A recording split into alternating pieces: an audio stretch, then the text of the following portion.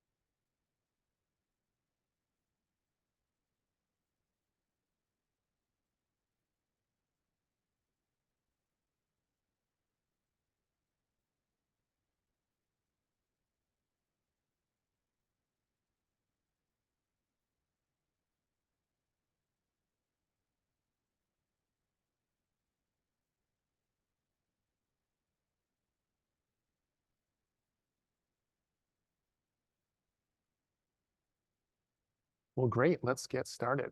I'm gonna wave to the camera here. It's a smart camera, and when I do that, it starts tracking me. So if I wave at the camera, I'm not just looking weird. So good evening. We've got I think a couple dozen folks online. We've got a few here in the room. My name is Chris Elgie, and I'm here to talk about operational technology pen testing, or how not to sink an oil rig.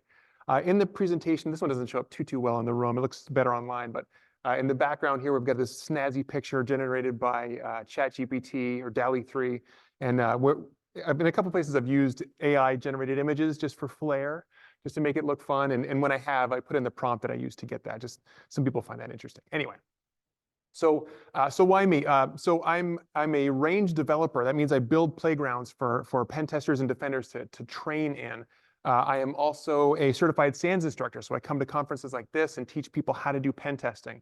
I'm also an officer in the Army National Guard in the US, and that'll come up a little bit later. I have nerd credentials, I have an MBA, and if you're drowning, I can save you. I'm a lifeguard, right? And also, most importantly tonight, I am a pen tester. I spend the bulk of my time doing pen tests, network and wireless and operational technology, doing all kinds of penetration testing. And this is me in my very serious pen testing job, and this is me in my very serious Army job. Very serious. Okay. So to get to OT pen testing, I want to talk first about regular pen testing and kind of build toward OT, because there's a lot of overlap and there's a lot of things that doesn't overlap. Some of the biggest overlap will be in physical and wireless testing. And then at the end, we'll talk about OT specific steps and how the work flows and big things we need to watch out for. By the way, we do have the questions open in Zoom. So if you have questions, I'll remember to look every once in a while. And if anybody in the room has a question, I can see you. So just raise a hand. So first, before we start looking at pen testing, we need to remember where it falls in the scale of things. The Center for Internet Security has a list of things you should worry about. And the very last thing you should worry about is pen testing. There are 17 other things that come first. So if you're in a position, whether you own an IT network or OT or anything else, you should be doing everything else first. Know what you have and where it is. Make sure you're logging things and you can recover from a disaster. Make sure you're doing all these other things first, and then come to us, the pen testers. Don't tell my boss that I said this, right? That we come last, but we come last. Everything else should happen first. And then that said, within pen testing and what we do for consulting at my company, a little company called Counter Hack Challenges, we've got a full spectrum of things we do. And these are pretty common across the industry, where most pen tests are network services. And then a lot of folks have web apps and APIs. And then we'll do like an internal pen test type engagement called an assumed breach. And then red and purple team, that's a lot of fun, wireless, social. The least applicable to OT is probably the online services, right? We don't have a lot of infrastructure, platform, and service as a service offerings software as a service offerings that apply to OT. But physical security absolutely comes into play with OT, and then of course ICS devices themselves. So to kind of build toward there, when we talk about network service testing, there's a lot of overlap with OT, right? We're still going to be looking at how networks are connected. We're not quite as free with the scanners though. Things like vulnerability scanners and Nmap, because those can cause problems. In an OT environment, if you scan a PLC, sometimes it sees those scanning packets coming and says, "Oh boy, here's a firmware update. I accept," and then it falls over and breaks, and that's really bad. But here, the threat model, and the same thing applies to OT, is we're worried about people who can access our gear over the internet. And if I forget, remind me. I've got something to show in Showdown a little bit later. But we're worried about people who can get us over the network. And then our recommendations here are turn things off. If you don't need things exposed, turn them off. Firewalls and monitor. Please monitor what's going on. This, by the way, is a warning from one of the scanners we use in class this week. It says, if you turn it up all the way, it's fast enough to melt networks. If it can be a threat to IT networks, it's something we want to be super careful with in OT. Anyway, web apps and things. A lot of OT devices have web-based interfaces in them, and that's something we might look at, right? So we might use cool tools like Burp and Postman, or maybe just command line curl. And here again, we're worried about anybody who can get to these interfaces over the network, which, depending on how we have it set up, might be anybody, or hopefully it's a much smaller set. And then here for recommendations, fix your web application logic. You shouldn't allow people to craft their own access cookies, or you shouldn't be able to, in a commercial sense, you shouldn't be able to buy -1 televisions online and get a refund, right? Web application firewalls. And again, monitoring. Big piece of what we're going to talk about tonight is monitoring, making sure we know what's going on. This is another tool that we use in web app pen testing called Durbuster. And we just, if you have company.com as your website, it'll look for company.com/admin or company.com/login, database. And in an IT setting, I have broken things with this tool when running it on a very low speed. So again, not a great thing to throw in an OT environment. Assumed breach. Most of the breaches we see in the world today begin inside, right? Because somebody clicked a phishing link, or somebody got fired, but they didn't get their account taken away or something. So with assumed breach testing, we assume that somebody is inside the IT network. So if there aren't strong controls between IT and the HMI and the SCADA systems, the OT network, then we're going to have an issue. So with this, we use a lot of just basic tools that are built into Windows and Linux. We call it living off the land. We might use some of the cool C2 frameworks.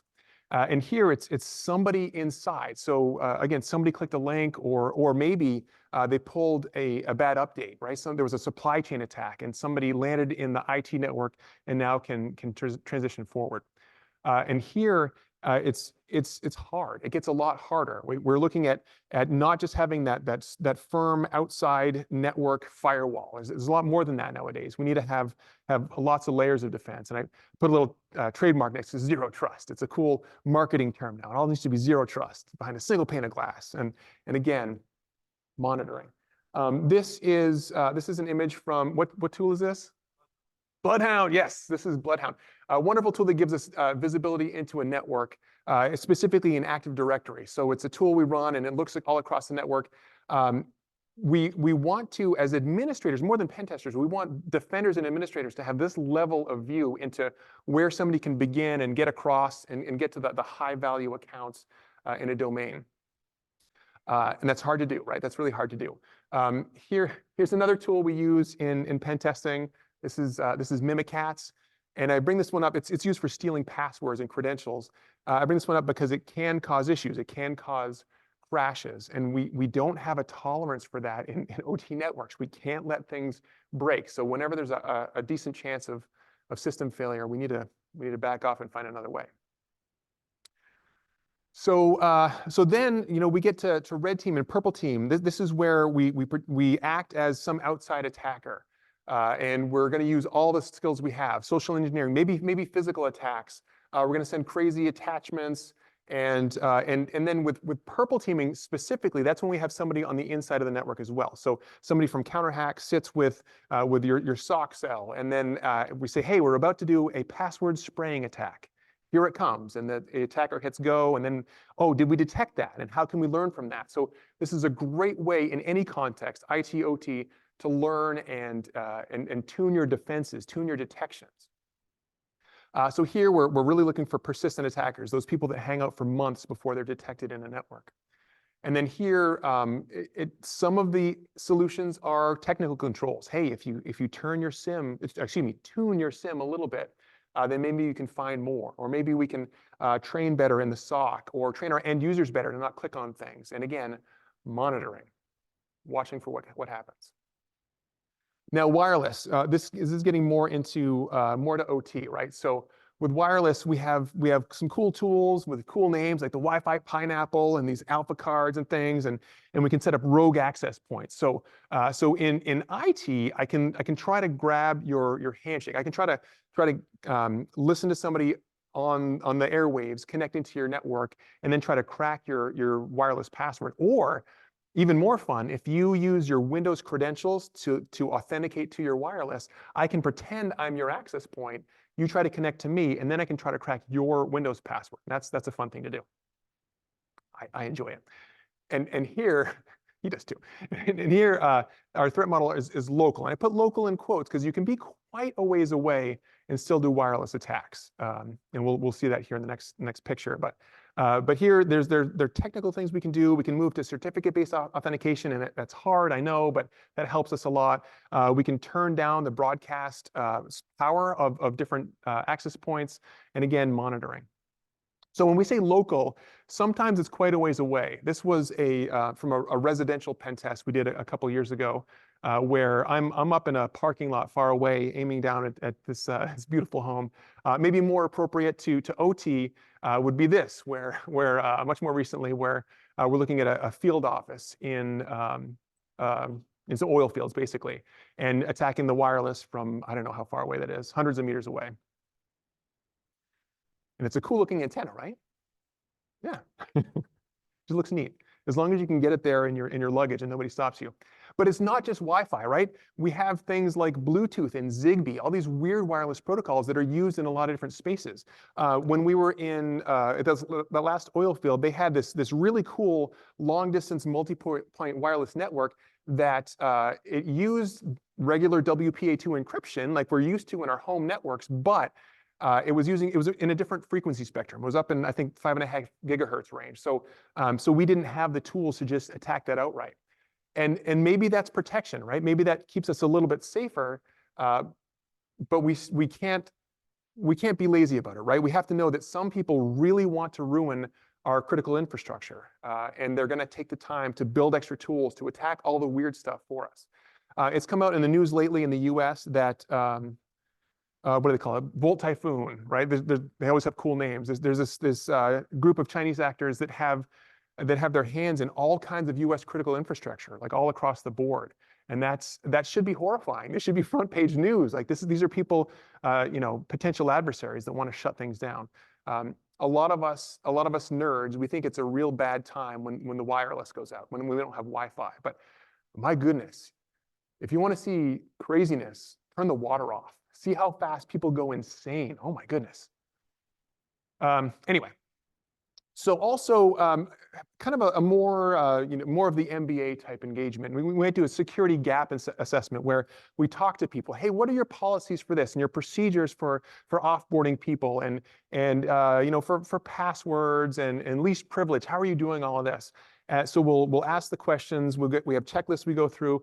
We'll then say, hey, go ahead and run this command in your environment. Tell me what the output is, and that will tell me if some of your technical controls match your policies and procedures. So that can be a good way to look again at a high level how things are working in an organization. And here we're looking at everything, literally everything, and that's insiders and outsiders and logic flaws. We're looking at a little bit of everything here. And recommendations can be anything, but generally policies, procedures, and processes. And not just IT, of course. This is OT as well. I find a lot of folks, because we'll get the engineers, right? And the engineers are brilliant and they do awesome things and they get it all working, and that's kind of where it begins and ends with engineers. And then we got to make sure that there's a thought process in how we want to actually defend these things and how we want to monitor them, and then make sure that policy finds its way all the way through the environment. This applies a lot less, software as a service, platform, infrastructure. We have lots of fun tools to attack these, and we'll do this in class Thursday, Wednesday. But we are starting to see a little bit of cloud-based OT protection stuff. I've seen some Dragos boxes in SCADA cabinets where they're pumping data up from the on-prem up to Dragos so that there's basically a managed SOC. They're getting threat intel and baselining, things like that from a third party. So this is starting to become a thing in operational technology. Social engineering, definitely a thing, right?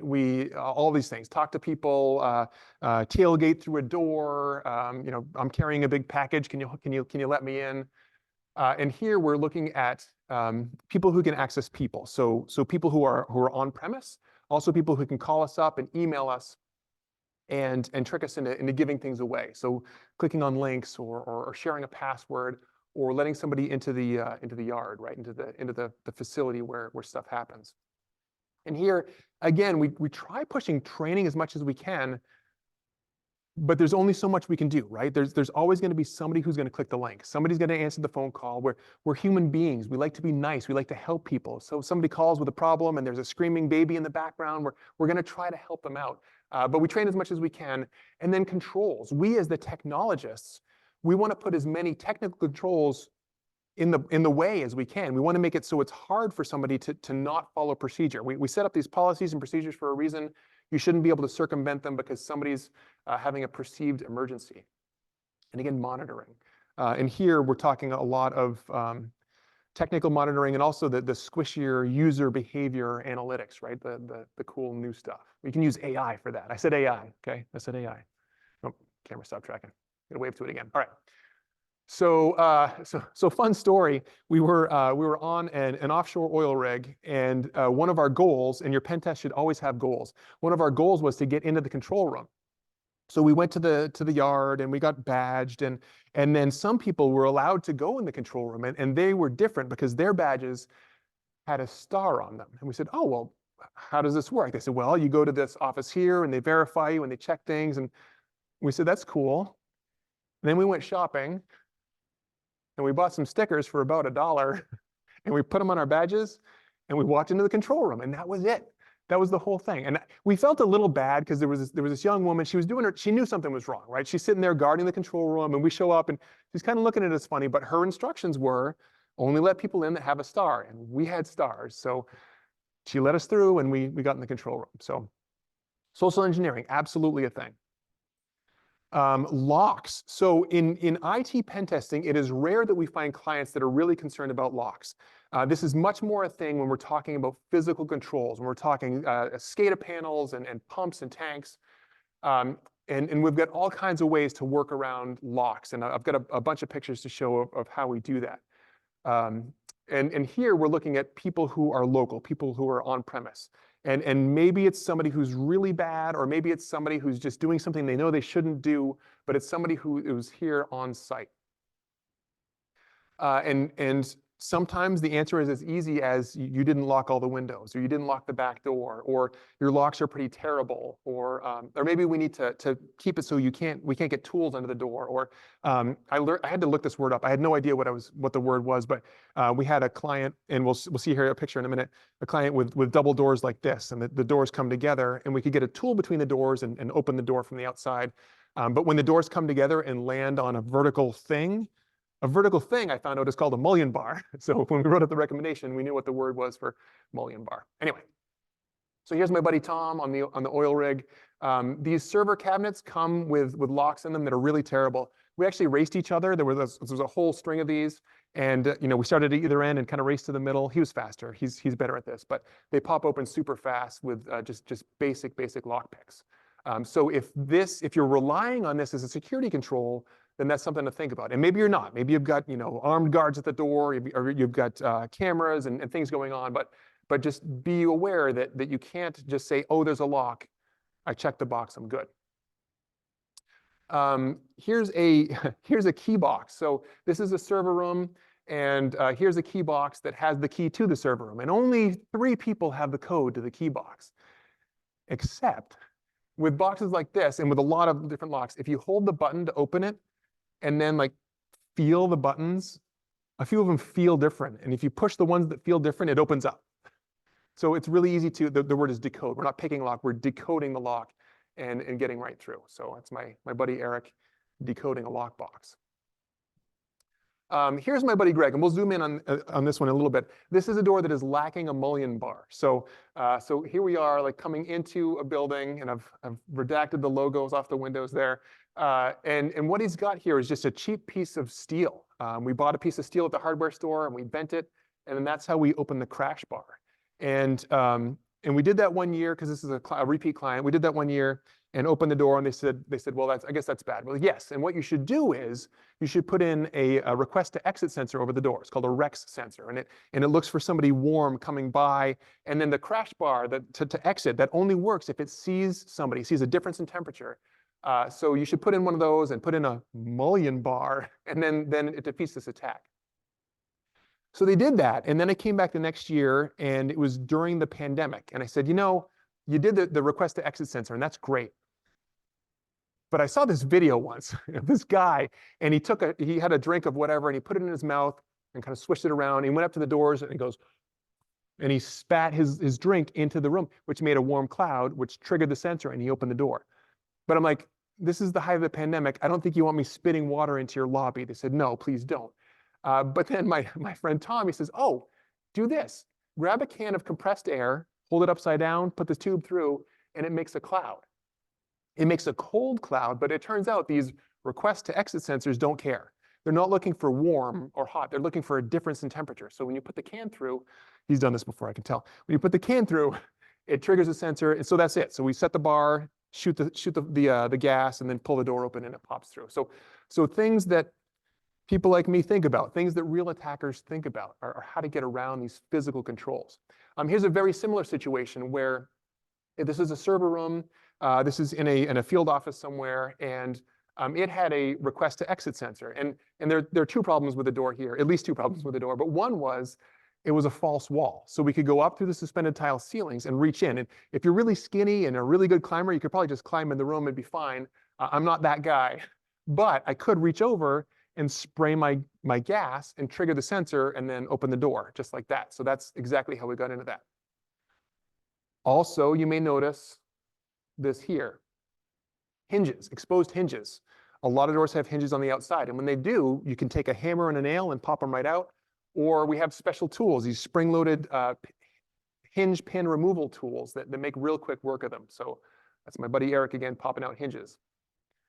Padlocks. Padlocks are great. Those often take us a little bit longer. In fact, this padlock on a SCADA cabinet at a tower site was kind of old and dirty and rusty, and that made it really hard to pick. So that we actually didn't get through this one. But what was funny about this cabinet was the two front doors on it had padlocks. This door had a padlock, but this one didn't. So we could just open that one, and that's where the battery was. Anyway, so padlocks, good control, but we can't depend on them entirely.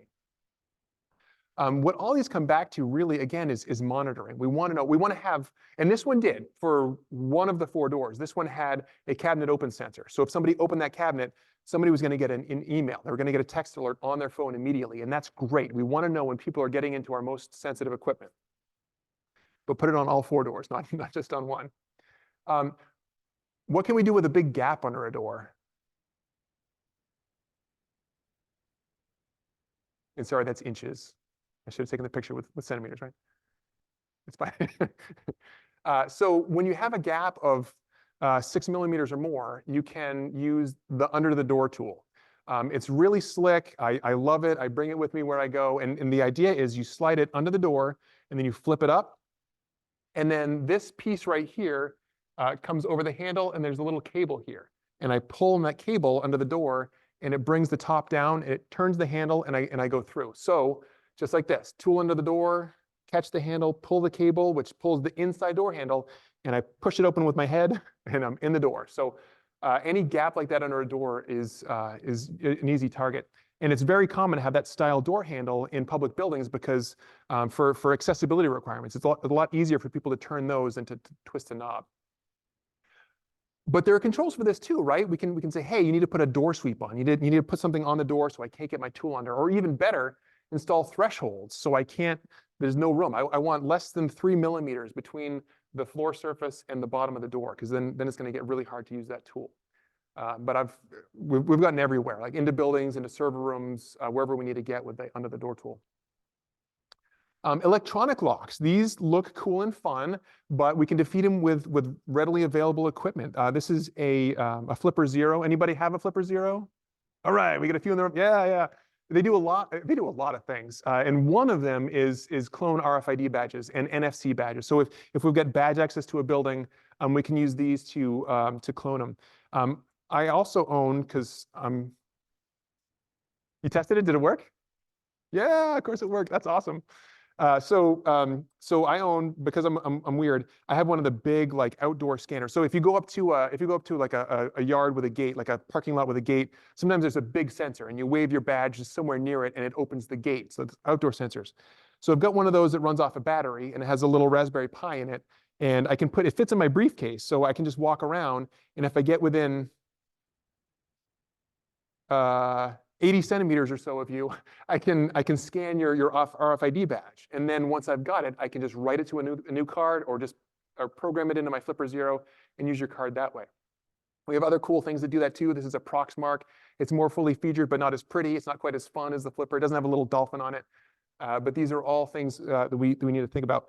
If there are some much stronger systems, RFID is the weakest, right? There's no encryption at all. It's just your card gets powered through induction by the lock, and it just screams out its code. I'm card number 123, and anybody can have it replay that and then program it in and be done.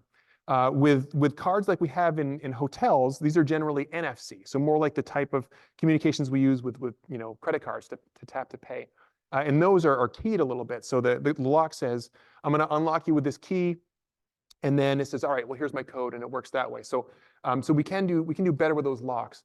But even then, if a pen tester can get behind the lock itself, if I can pull this off the wall or get in behind it and just attach a couple alligator clips on the wire, I can read the YGAN signal. It's called YGAN signal on the wires behind it, and I can get all the keys and encryption and everything. So these are things to be worried about. All right, so when we're testing operational technology, we have some assumptions we're operating under. We assume that only certain people have access, and we're going to test that. We're going to say, are your locks sufficient? Are your guards sufficient? We're going to assume that there's hopefully none, but if any, very little online access. It should be very difficult to get to these things online. And let me just hit my quick demo here before I forget. That's with Firefox, and there's this wonderful site called Shodan. Google and Bing and all those, they look across the internet for information. Shodan looks for computers. And if you look for things like pumps, and I'm just going to look at those that have screenshots, we can see that, no kidding, people have this kind of thing. Town of Woodbury, that's great. They have this kind of thing just exposed to the internet. That's real bad. Or if we want to look at tanks, we can see, oh, there we go. It's just connected to the internet. What could go wrong? Or I look for the word pressure. Oh, there it is. Low air pressure alarm. I should probably look at that. So access, network access. This is the easiest way to get in trouble. We've had cases in the U.S. In the state of Florida a couple of years ago. Somebody went in and they were messing with the chemical mixture going into a water treatment plant, the sodium level, and it just happened to be that somebody was sitting there, watched it happen, and fixed it. All right. We're also going to assume, pen testers, assume you can't break anything. In a lot of manufacturing and hydrocarbon and water treatment environments, you might have a maintenance window of a couple of days every 3 years, every 5 years. You might have an offshore oil rig that does not go down. You don't get to turn it off and test anything. So when we do the testing, we've got to do it all in pieces. We say, well, I'm going to prove this piece. I can do this piece. And then I could go from that got me from A to B, and then I can go from B to C like this, and I can go from C to D like that. So we have to kind of build it out in pieces and not interrupt anything. Maybe the HMIs for a little bit. Maybe we can do a little bit on the user end of things, but once we get into serial connections, that's real bad. We hope that all the equipment is reporting correctly. There was, we've seen attacks where attackers have not only damaged OT systems, but also changed how they're reporting. So when you're looking at the HMI, it says everything's fine, everything's spinning at the right speed, but it turns out it's actually going at a different rate. So yeah, it might be called that. It might be called, yeah. So that kind of thing happens, right? We also need to assume that the worker safety is huge, right? This is like, in an office, in IT, we're concerned about people's safety, but we're not worried about people getting crushed by drills or getting killed at a pump site, right? So we're not just looking for how attackers might break things. We also want to know how safety might be compromised. Can you in some fashion disable safety alarms or the H2S monitors? Can you break something that would damage safety? That's a real big deal in OT. Also, we have a lot of regulatory requirements, right? In IT, we're worried more about PCI DSS and things like that, GDPR if you're in Europe, and but here we've got all separate sets of things, right? NERC, CIPS, SAMA, NCA, those are all a big deal, and we don't want to be the regulatory breach. And also, Everything's different. Everything's different. I've been on networks that are very similar, and they have little small differences, but even in one organization, you can see a wide variety of things. In the last oil field we did, they had done a lot of mergers and acquisitions, and every little pump site that they acquired, everybody did it differently. So it was a lot of work for their engineers just to make it so they could administer things the same way, because it was all instrumented differently, and they've got. For the nerds in the room, they've got NAT inside of NAT. They've got like routers on top of things, getting it all to work. So when we as pen testers go through, we have to be ready to figure it all out, and we have to know that recommendations we gave to the last organization might not apply here. Right? They might be doing things a completely different way, and we have to be very sensitive to that. So I asked the AI to give me a picture of critical infrastructure, and here it is. Right here's water. I think it's funny that it put these high tension transmission towers like about 100 meters apart. They're very very clustered. That's okay. That's okay. I couldn't do any better. But this is the stuff that can really ruin a society, right? If we can take away water and power and shut down grocery stores, like that's a real bad day. Worker safety. So here I am with my buddy Eric and my sensor on, my fire retardant clothing. I'm going to spout a fire in the background because that makes it a better photo, right? When you have fire in the background. Worker safety, big deal. So all right, what do we do then? We're on site. We want to do some OT pen testing. What are we bringing to the table? Well, we certainly have the physical stuff. We can do the physical access tools, but how about network taps and serial taps? Can we look at what's going on the wire? Can we see where the technical gaps are? Can we try and see if there's a way to egress the network? Because in a lot of environments, you go and you say, all right, how are you protecting your operational technology loop? And they say, well, it is air gapped. And we say, okay. But when you open that cabinet, you got an alert on your phone. Yes, I did. How did the alert go from your air gap network to your phone? Oh, well, there's a connection. Okay. So there are often connections. So we want to understand that.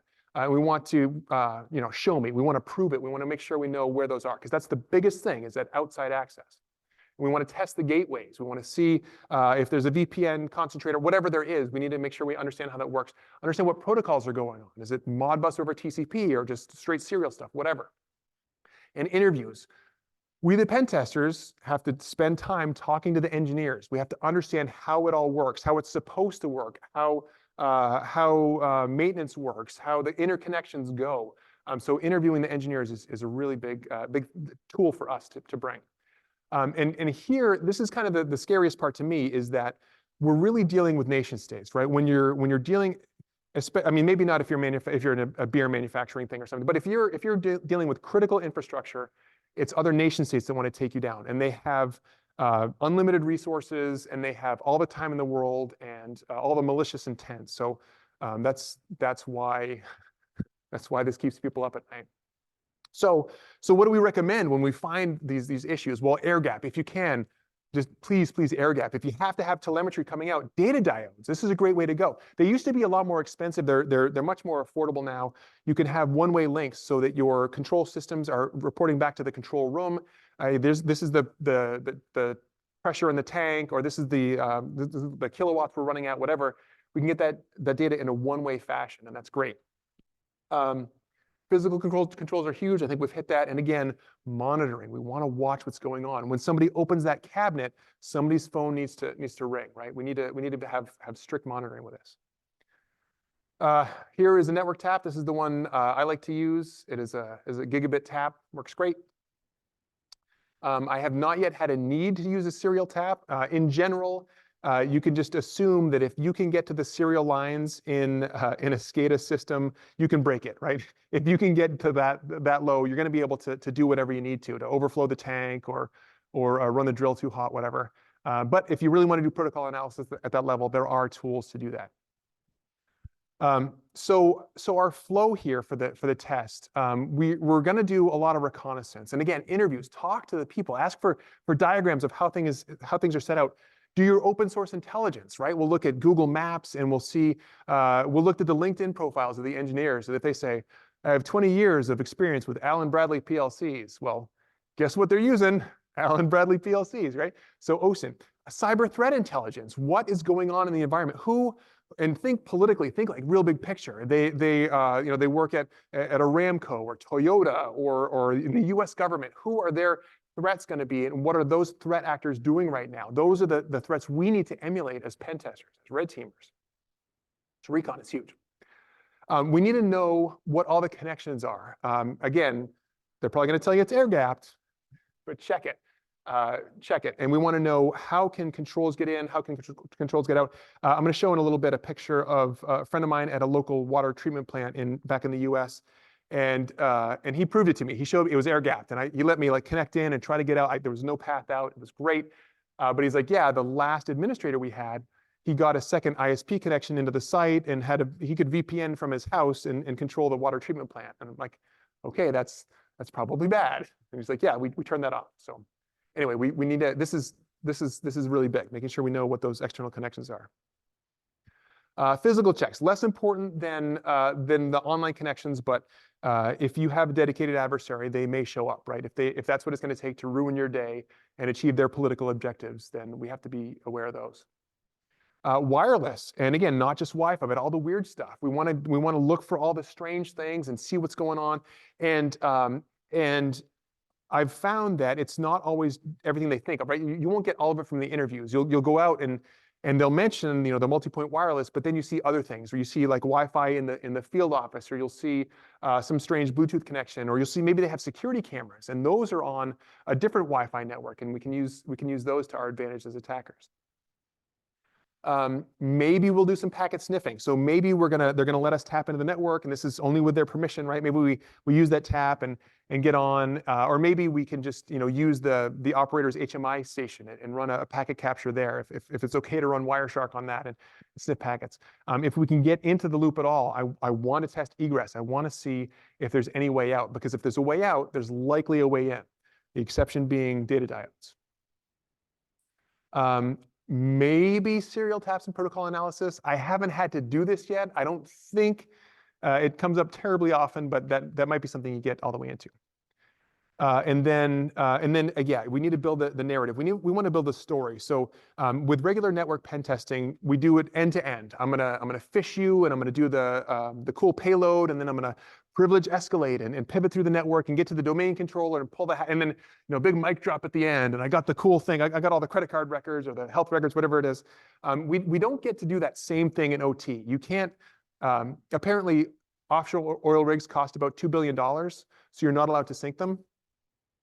This is what they told me. So we have to do a little bit. Hey, if I can go from your IT network into this cabinet with a wireless thing, and if I can bridge this connection here, and then so we have to build out all those steps and tell the story. We want to have an amazing report that tells the full story of how this can all happen. We pen testers tend to be very technical folks, and we like to do all the cool keyboard stuff. We want to fight all the keyboard battles and win everything and drop shells but none of that matters if we don't have a fantastic report. This is what the client gets. It explains what their threats are. It gives them an ordered list of vulnerabilities and what to hit in what order. They're depending on our experience to do that, to put it in the correct order, and to give workable recommendations, to give multiple recommendations. We like to say things like, well, you should turn that off, or you shouldn't have any connection to the outside world, but that's not always feasible, right? We can't just shut off the interface if somebody, for regulatory reasons, needs to be able to connect in and check on things. There have to be allowances for that, and our report needs to take that into consideration. The last thing that we make sure we have in any report recommendation is a verification step. So here's the issue. Here are the recommendations we recommend that you look at, and then when you think you're done, run these checks to verify. Put something in here, type this nmap command, do this, and if it says this, you're good. If it doesn't, you need to still work on it. So that it's like teaching a man to fish, right? It gives them the tools they need to verify that they've gotten to where they need to get. So the finding with an appropriate risk label, the recommendations, and then verification steps. Have an amazing report. All right, this is a beautiful SCADA cabinet, right? Everyone's look like this, right? Everybody has cabinets that looks all nice and neat and beautiful and perfect. Or maybe a little more like this, right? Oh, it's a little messier, or maybe that, right?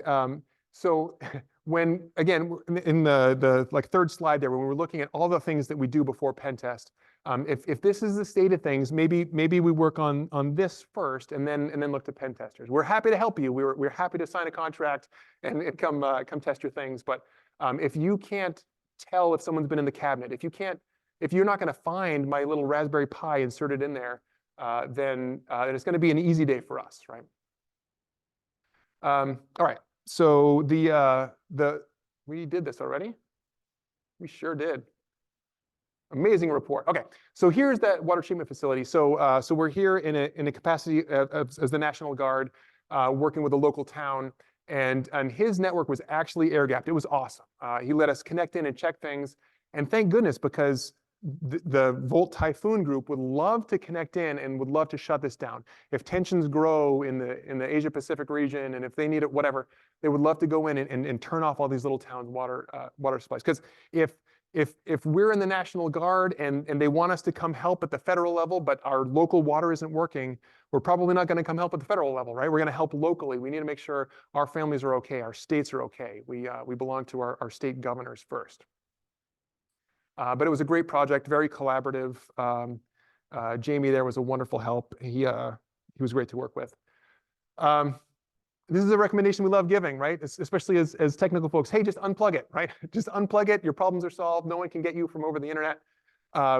We did a pen test on a ship where it was like a science vessel thing, and they had this really cool control where down underneath in the engineering station, where they could control the engines, there was underneath the cabinet this green button. And in a normal state, the engines were completely disconnected from the internet. They had, what's the Elon Musk satellite thing? Starlink, thank you.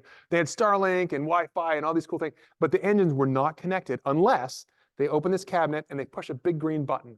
And for 15 minutes, the engines could call back to Rolls-Royce or whatever, and they could get out of pace. Because every once in a while, they needed to do that. So I thought that was a really cool control. Rather than I'll plug it in when I need it, and I'll remember to unplug it when I'm done. You just hit the button, and for 15 minutes you get access out, no direct access in. That was a pretty cool control. So I thought I'd raise that as a highlight. Network control box. All right, so the big takeaway, if you take nothing away from this, yes, physical attackers are important. That is a thing. We've seen, I mean, in this region, we've seen drone strikes, right? Like that's horrifying. But for the bulk of actors across the world, it's, if you can disconnect it, great. That local town could, and that's wonderful. They disconnected. If you need telemetry coming out, data diodes, they're affordable now. You can send data out, but then have people on station, people in person, making changes.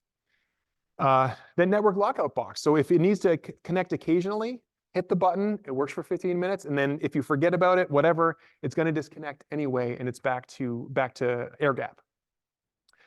And if you absolutely have to, if you need to be able to reach in for the boss needs to, he probably doesn't, but he thinks he does. If the boss needs to reach in, or if the regulators need to reach in, or if you have distant sites that are just really hard to get to, but you need to be able to turn those dials from a long way off, hopefully you can only get there from other on-site facilities. Hopefully you can't get there from your house, but have some kind of strictly controlled and monitored VPN. So we're talking multi-factor.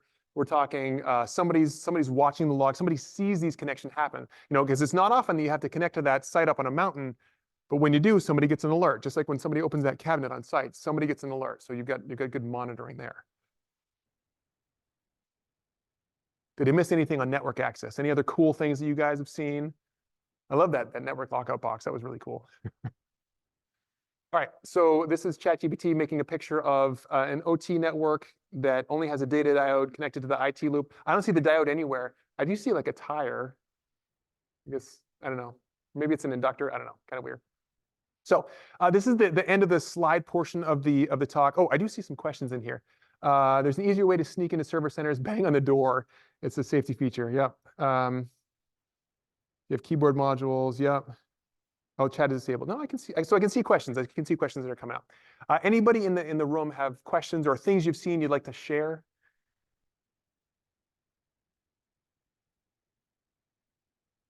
About how we do this, or any other weird things we've seen?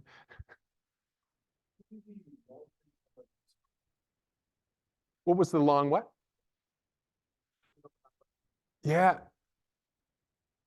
Yeah, so we talked a little bit about living off the land binaries. So it turns out there's a lot of functionality built into even Windows machines. Like we've known forever that in Linux you can do all kinds of stuff, right? You can SSH around and do weird stuff.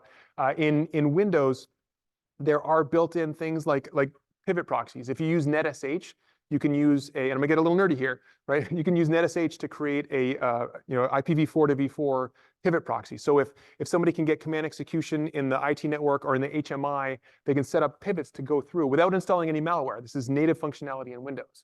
Or we can remotely start services and send connections, send shells out to attackers. So a lot of that stuff can happen now and has been available forever with these living off the land binaries. So EDR is great. Antivirus is great, and I absolutely recommend you use it. But that can't be the end of it. The FBI and CISA, in conjunction with some other countries, the UK and others, just published an advisory about, hey, living off the land binaries are a big deal, and the most advanced threat actors are using them. The most advanced pen testers are using them too, and the controls are hard, right? It's you should be monitoring, and you should restrict the use of things like PowerShell, because not everybody in accounting needs access to PowerShell, right? So there are things we can do, but it is hard because they're available. Yeah. Great question. Thank you.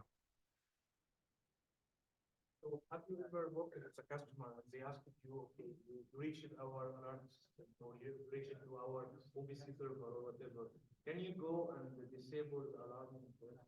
Will you able to change the DC logic or the DCS logic, or you could go and disable a function? Because I worked with some IT pen testers and they go and break some safety workstation, and then they have no clue what to do. Okay, we landed SIS Triconix, for example, workstation. Now what? Most IT has need to get some engineering background, or like working with some engineer able to cause a physical damage to the infrastructure. So I have customers who are asking me, okay, you reached out to our engineering station. Now what will you do? Will go and, for example, disable the alarms? Will you able to change a value from our motor or whatever, something like that? So have you ever had a customer asking you to go further, even if their workstation or system or whatever? Yeah, it's a great question. So I'm guessing you're an engineer. Oh, all right. So the question is, hey, have you ever been in the test and you got through and you got to the point where you could disable safety alarms, or you could flip a switch or turn on a pump, and then the customer said, hey, go ahead and show me that? No, I've never had anybody say, go ahead and do that. But we do again in the National Guard, we do exercises, and we have simulation SCADA boxes where we get to do that. And we'll usually wait until there's usually a distinguished visitor day. And we'll wait till the colonels and people and the senator. We'll wait till those people are coming through, and then we attack it, and the alarm goes off in the box, and the light is flashing. Oh, what's that? It makes for a great show. But so we get to practice that. But I've never had anybody invite me to break their things. Yeah.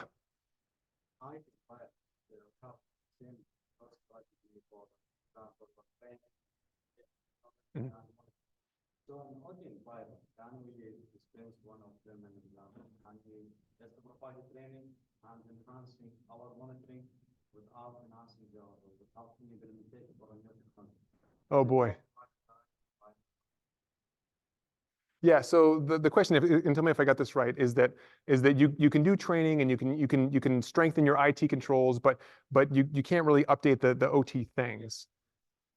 Yeah, right. And that's very common. It's common that we see things that have been running for 10, 20, 25 years, right? Because it's expensive and it's hard to swap out.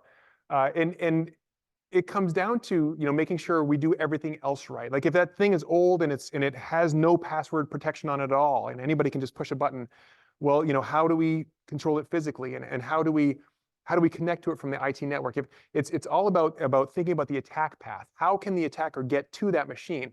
And if there's no viable path for them to get there, then we're probably okay. We still want to do monitoring. We still want to have alarms on that and find out if it happens. But yeah, I think there are plenty of cases where we can use old, outdated technology and be comfortable enough with the protective and detective controls we have in place. Yeah.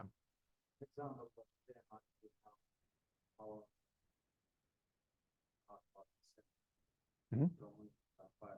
So the challenge is today when we try to implement some technology between our SIM and let's say OT endpoints devices, we found that it cannot be integrated due to all version of the Windows in example. Yeah. So it seems to be repaired. But we try. So what is the distribution of this scenario? Yeah.